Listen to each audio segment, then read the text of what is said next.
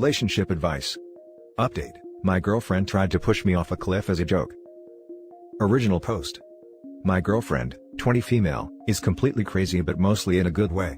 Spontaneous is an understatement. Sometimes she goes too far, but I love her for her crazy personality. I, 18 mil, am more relaxed and we balance each other out. Two recent incidents really freaked me out though, and I need advice. I was driving on the highway with a lot of traffic. We were going maybe 40 miles per hour. She suddenly started tickling me and wouldn't stop when I yelled at her. I jammed on the brake and someone almost hit us from behind. I asked her what the hell is wrong with her, but she just laughed about it and told me to chill. I said, "What would make you want to do that?" And she said, "I don't know, just felt like it." Then last Saturday I was hiking with her and I was standing near this steep cliff. I'm usually wary of her because you never know what she's going to do, even though it's usually just a prank or something. I let my guard down and she went behind me and pushed me towards the cliff and I swear I almost fell off. She did it hard and I ended up right at the edge. She was laughing so hard. I freaked out and started screaming at her, and I may have been out of line, but holy crap. She laughed about it at first, but then she started crying and saying she was so sorry. The next day she started texting me saying that she didn't mean any harm, and she just didn't know that I would get so mad at her for doing that. Am I crazy for even thinking about this? Is it possible she's just immature, and if I get back with her she'll be different?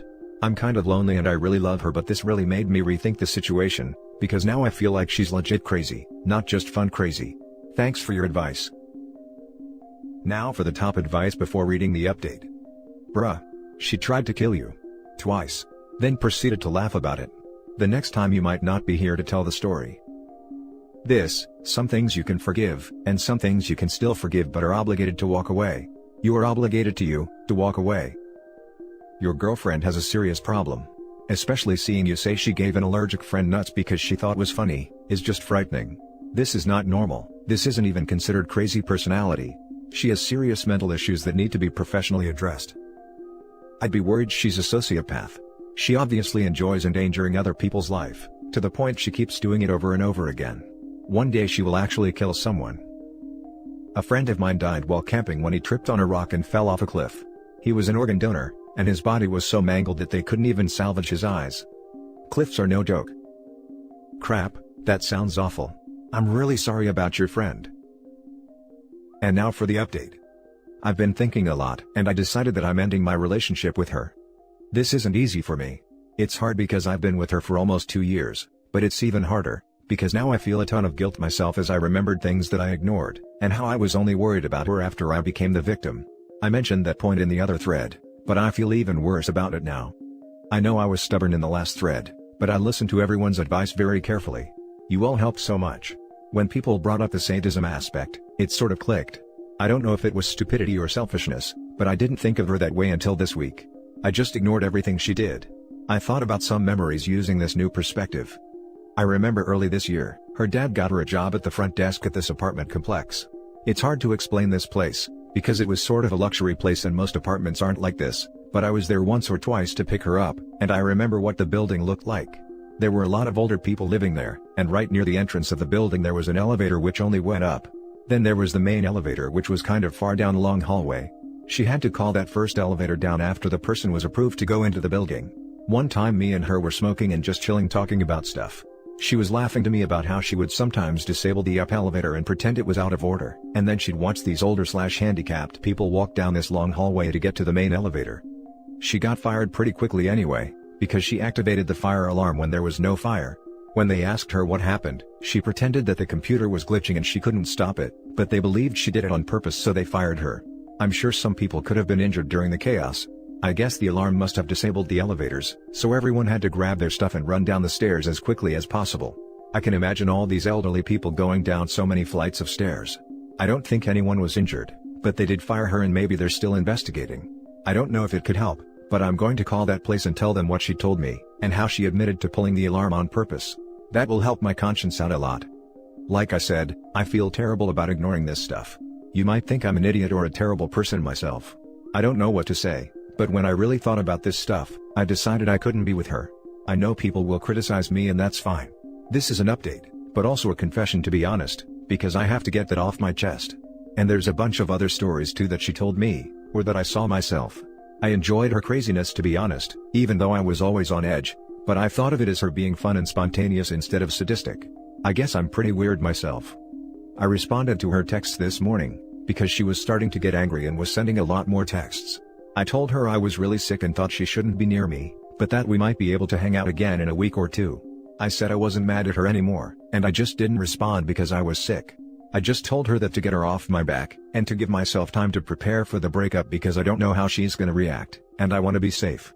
For example, she has keys to my house and I'm living with other people including kids, so I want to change the locks, and make sure we're not tied together in any other ways before I do an official breakup. Do you think that's a smart idea?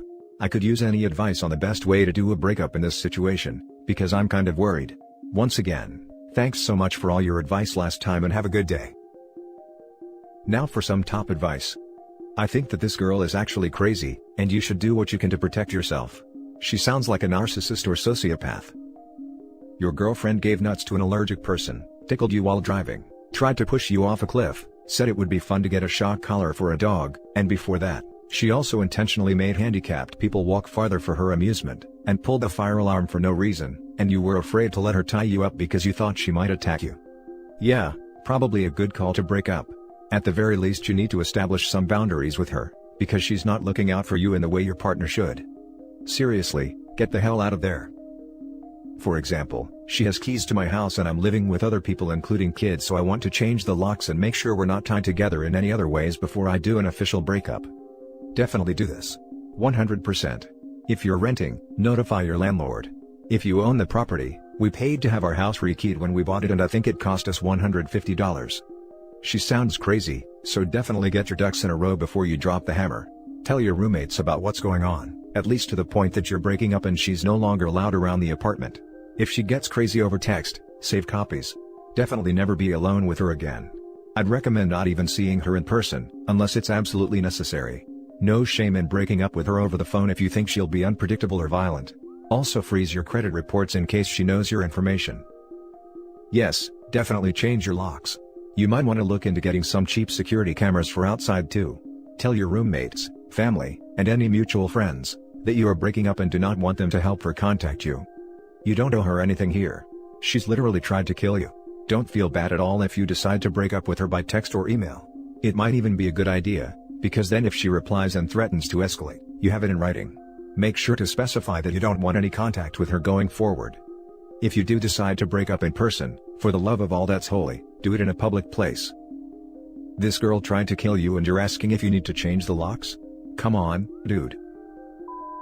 Now for the last story. My 23 female boyfriend, 25 male, left me on the side of the road and I deserved it. My amazing, beautiful boyfriend had decided to treat me to dinner since we'd both had long weeks. He was making me laugh, and we were talking and having a really good time. After we were done, we left, and we were about halfway home when I asked him if we could stop and get some dessert. He said something like, haha, didn't we just eat? And keeps driving. My stupid, selfish self pushes it and says, come on, please. I want something sweet. He replies that we have ice cream at home and continues driving. After that I kept on pushing it and pushing it and pushing it, and while he's being way more patient with me than I deserve, he's firm and says no.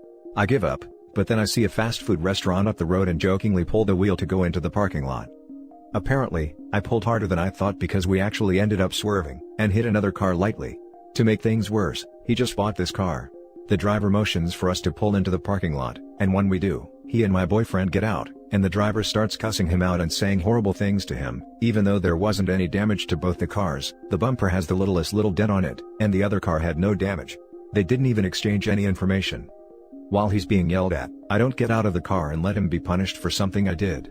When he gets back in and starts driving, he's gripping the steering wheel so hard that the veins on his arms are popping out. His entire face is red and he hasn't said anything to me.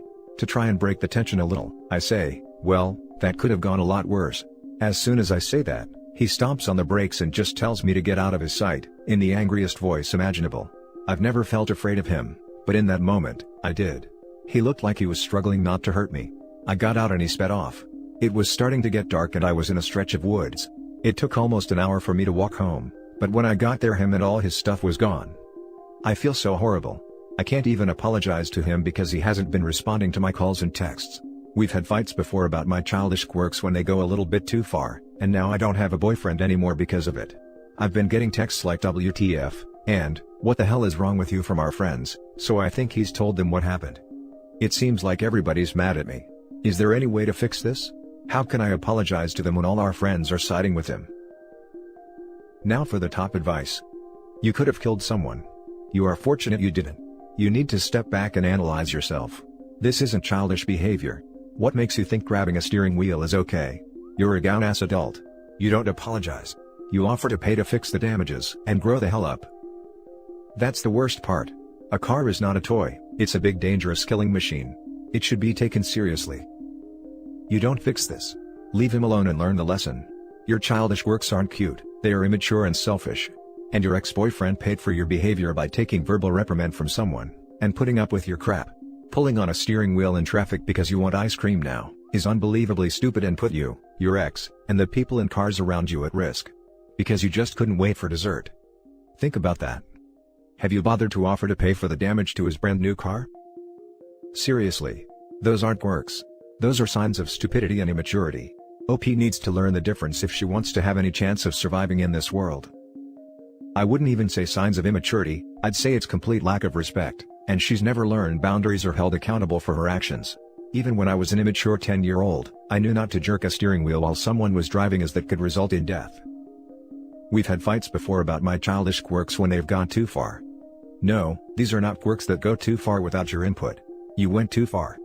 You pester and pester and pester and wheedle like a small child, and when he said no, you jerked the steering wheel because you wanted to go to a fast food restaurant, and caused an accident.